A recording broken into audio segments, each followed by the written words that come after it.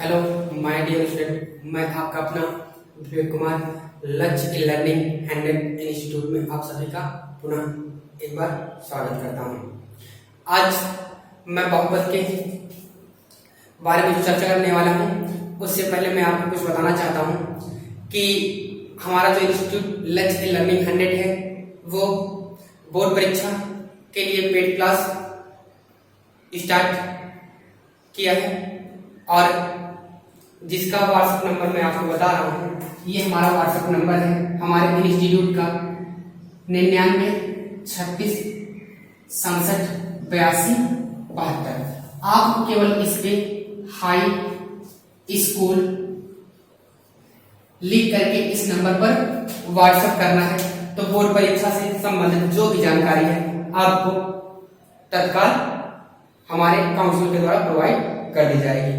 और साथ ही साथ एक दूसरी खुशी ये है कि जो हमारा लक्ष्य लर्निंग हैंडल इंस्टीट्यूट है, ये इस लॉकडाउन को ध्यान में रखते हुए जो हमारे क्या छोटे भाई बहनों के बड़े भाई बहन या जो भी लेखपाल परीक्षा भर्ती 2020 की तैयारी करना चाहता है, वो हमारे इंस्टीट्यूट लक्ष्य लर्निंग हैंडल के थ्रू बहुत ही सटीक रणनीति के तहत तैयारी कर सकता है।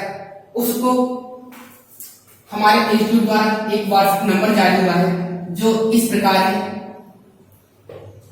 93 35 00 48 51। इस नंबर पर लेखपाल एंट्री लिखकर व्हाट्सएप करेगा तो उसको लेखपाल से संबंधित जो भी जानकारी चाहिए वो उसको प्रोवाइड कर दी जाएगी। तो इसके बाद हम आते हैं अपने टॉपिक पर।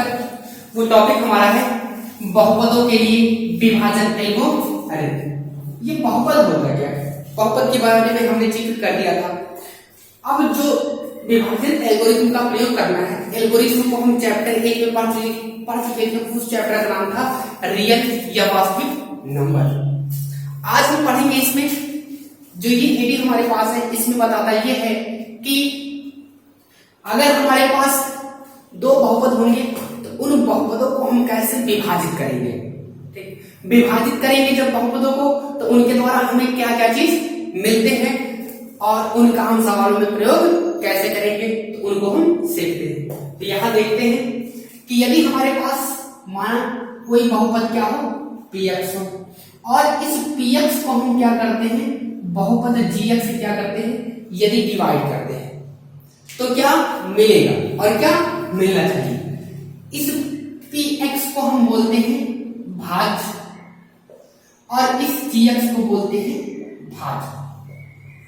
तब यदि px को gx से भाग दिया जाता है तब हमें दो चीज मिलते हैं। एक मिलता है भागफल जिसे हम दर्शाते हैं rx से, और हमें मिलता है तथा qx से एक मिलता है हमें शेषफल जिसे हम दर्शाते हैं rx से। ये हमारे पास होता है जब हम क्या करते हैं, भाग देते हैं। तो इनके माध्यम से हमारे पास सूत्र बन जाता है कि भाज्य बराबर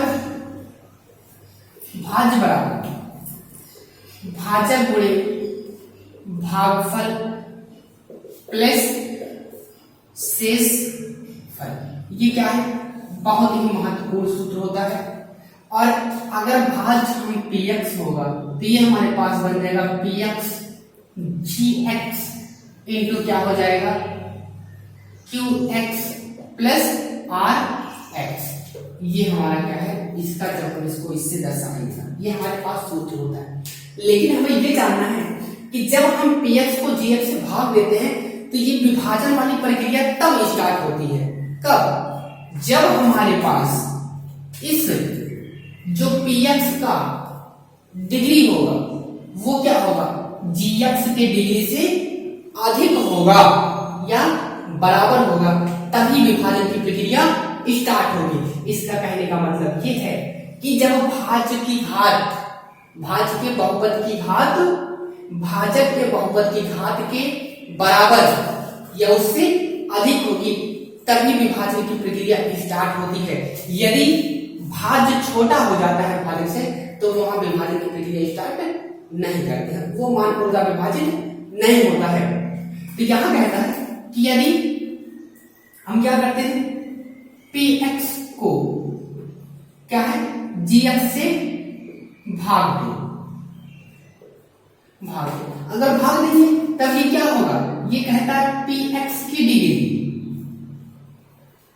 ये क्या होगा px की डिग्री हमारे पास बड़ा या बराबर होगा किसके, gx की डिग्री की।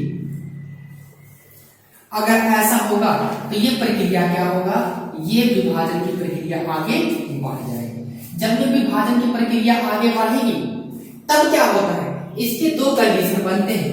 दो कंडीशन बनने का मतलब क्या होता है, जब हम विभाजन करते हैं तो इसके दो कंडीशन होते हैं। यदि क्या होता है, शेषफल r का मान क्या हो जाए, 0 हो जाए, तो क्या होता है, यह पूर्णतः समाप्त हो जाता है। कब, यदि शेषफल का मान 0 आ जाएगा तो ये समाप्त हो जाएगा। लेकिन यदि शेषफल का मान 0 ना आए तब क्या होगा, तो इसके दो प्रक्रिया बनते हैं। कौन कौन, एक बनेगा, अगर शेषफल का 0 नहीं आता है तो दो प्रक्रिया बनता है। एक ये होता है, क्या होता है, तब ये कहता है कि इस शेषफल का मान क्या होगा, इस भाजक क्या होगा, एक तो भाजक से बड़ा होगा, तो इस शेषफल का मान हमारे पास क्या हो जाता है, इस जो शेषफल होगा, इस शेषफल के मान से यदि बड़ा होगा, कौन, जो डिग्री होगी ये gx की, अगर शेषफल बड़ा हो जाता है और क्या हो जाता है, भाजक छोटा हो जाता है, तो ये प्रक्रिया मेरे पास क्या हो जाती है, पुनः स्टार्ट कर देंगे। लेकिन यदि ये शेषफल क्या होगा, ये छोटा हो जाता है किससे, gx से, तो वहीं पर क्या होती है, ये प्रक्रिया समाप्त हो जाती है। बस इसी प्रक्रिया को हम क्या करेंगे, अपनाएंगे। अगर एग्जाम्पल के तौर पे मैं कोई एक एग्जाम्पल लेता हूं और आपको बताता हूं कि यदि हमारे पास x+2 और 2x² + 3x + 1 हो, यदि हमारे पास ये कह रहा है x+2 और x² + 3x + 1, ये क्या है, ये हमारे पास हो जाएगा gx, तो ये क्या हो जाएगा, ये px है।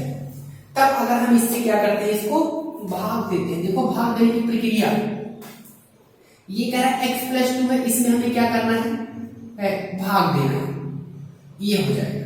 तो यहाँ एक x है, यहाँ कितना है, 2 है, तो इसका मतलब एक x और होगा तो ये चला जाएगा, तो ये होगा x² और ये प्लस कितना होगा, 2x। अब क्या करते हैं, अगर ये प्लस है तो यहाँ माइनस लगा देते हैं, यहाँ भी प्लस है माइनस, ये कट जाएगा, जो बचता है उसको क्या करते हैं, उधार लेते हैं, तो यहाँ हो जाएगा, घटाने के मान कितना आएगा, ये x+1 हो जाएगा। और ये पूर्णतः पहला वाला काटने के लिए बना ही होता है, इसलिए हम क्या करते हैं, भाग देते हैं। अब ये जो हमारे पास शेषफल बचा है, ये क्या है, इससे छोटा इसके बराबर है, इसलिए भाज नहीं जाएगा, तो ये हमारे पास क्या हो जाएगा, ये x क्या हो जाएगा, ये qx, ये x क्या हो जाएगा, भागफल हो जाएगा, और ये rx क्या हो जाएगा, ये शेषफल हो जाएगा x+1। बस ये प्रक्रिया थी हमारे पास भाग देने की। तो अब आते क्या है, सवाल पे आते हैं और देखते हैं कि भाग कैसे दिया जाता है। ये महत्वपूर्ण क्या है, सूत्र है, आप इसको नोट कर लीजिए, इसका स्क्रीनशॉट ले लीजिए।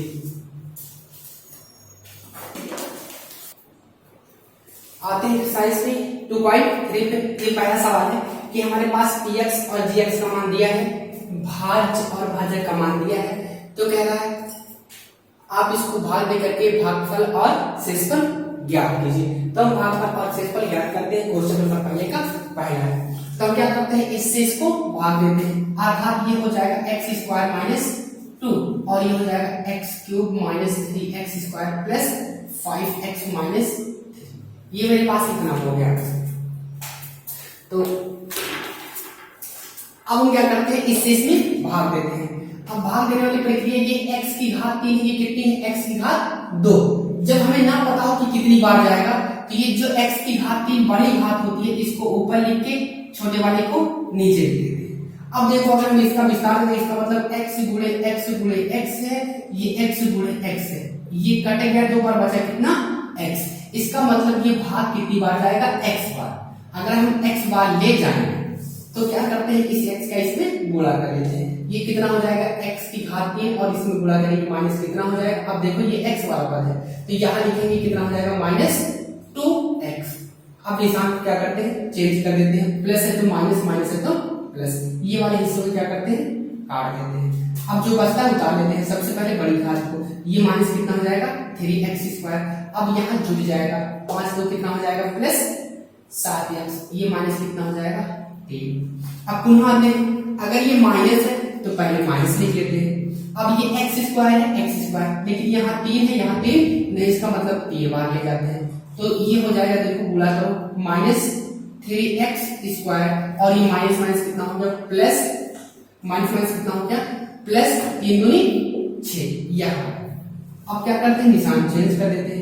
ये हो गया माइनस है तो प्लस और ये प्लस है तो माइनस। ये हिस्सा हमारे क्या हुआ, खत्म हो गया। कितना बचा, ये हो गया 7x और ये हो गया माइनस कितना हो गया, 9। अब ये भाग जाएगा कि नहीं जाएगा।